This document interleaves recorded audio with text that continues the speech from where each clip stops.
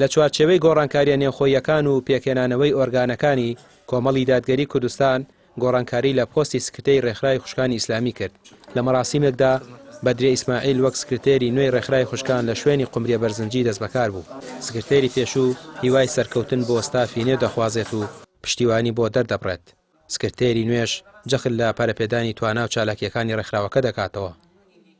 ئێمەش وەکو ئەزموونی ڕابردوومان وەکو کاری نوێشمان کەوتمان گرتووە بە دڵنیایی هەر بەشێکە بین لە بەرەو پێشچوونی کاروباری خوشکان لە کۆمەڵی دادگەری کوردستانە هەوڵە دەین بە هەردووکمان من و بەدریەخان کە منیش لە پێگەیەکی گرنگان بۆ پێگەیاندنی کەوادێر و بەرەو پێشچوونی کەوادێری حیزب هاوکارێکی باشی بەدریەخان بن بۆ لەمە دووە بۆ بەهێزکردن و پەرەپێدانی توانەکانی خوشکانی خۆمان. لێرەوە دەستخۆشی زۆرم هەیە بۆ خوشکی بەڕێزمان خاتۆ قومریە بەرزنجی کە ساڵانێکی زۆرە بەرپرسی کاری خوشکانە مەمنونی لێ لە درێژ هەبێدان و نەفەس درێژی بۆ خزمەتکردن بە کاری خوشکان.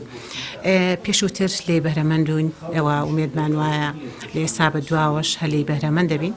بەدەش ئەمڕۆ بەرپرسیارەتی کە کەوتە سەرشانی من پەیمانە دەم بەخۆی پەروەردگار و پاشان بە تەواوی خوشکانی کۆمەڵی دادگەری لە هەر شوێن و جێگەیەک هەن ئەوەندەی لە توانامدا هەبێ ئینشاڵڵا پرۆژە و کاری خۆم و پلانی خۆم بەرنامەی خۆم ئەخەمەکار.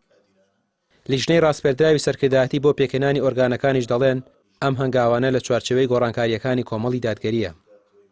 ئەمڕۆ لێرێن لە مەکتەبی کاروباری خوشکان و لیژنەی ڕاستپێدراوی ئەنجومەنی سەرکردایەتی کۆمەڵی دادگەری بۆ دەست بەکاربوونی بەرپرسی نوێ دادەبەدرێ و ئێمە زۆر سوپاسی مامۆستا قومریە ئەەکەین کە بەرپرسی پێشووی مەکتەبی کاروباری خوشکان بۆ کە چارەکانت لە سۆزانە کاروبارەکانی بەڕێ کردووە کە ئێمە بەڕاستەجێی شانازیە جەنە مامۆستا قومریەکە کچی پێشەوای کۆمەڵی دادگەری بەڕێز مامۆستا شەمخۆن بەرزنجی ئێمەش بەڕاستی شانازیەکە بۆ ئێمە و ئومید دەکەین کە ئینشاءڵڵا دادەبەدرێش هەروەکو پێشتر کاروباری خوشکان زیاتر بەرە پێشەوە بەڵێ هەرچەندە بەڕاست ئێمە دەزانین کە کۆمەڵی دادگەری یەکێک لە شانازیە هەرە گەورەکانی کاروباری خوشکانە پێمان وایە خوشکان لە ناو کۆمەڵی دادگەریە ناغەیەکی ڕئیسین و هۆکارێکی سەرەکین بۆ گەشەی کۆمەڵی دادگەری ئومید دەکەین کە کاروباری خوشکان زیاتر پێشکەوێ زیاتر بلەوی پێ بدرێت.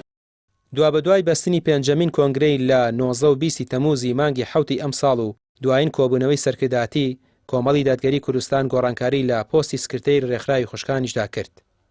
ڕامیار عوسمان کەناڵی پێام سلێمانی.